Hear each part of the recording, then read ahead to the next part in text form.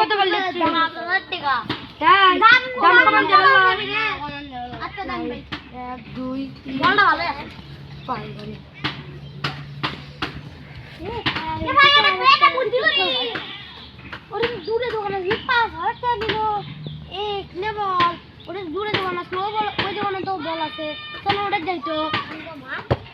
এ ভাই বলের দাম কত বলে 2000 টাকা ধরেন আচ্ছা ভাই তো দেন তো এ বলে টাকা মারে গেছে সত্যি বলতে রে দোকান আগে ভালো কাট দিব এ শালা ভাই পাঁচ সিঙ্গেল না এ ভাই আমি খুব সুন্দর ভালো দেখুন গাইস তারা স্যান্ডেল কিনতে এসেছে স্যান্ডেল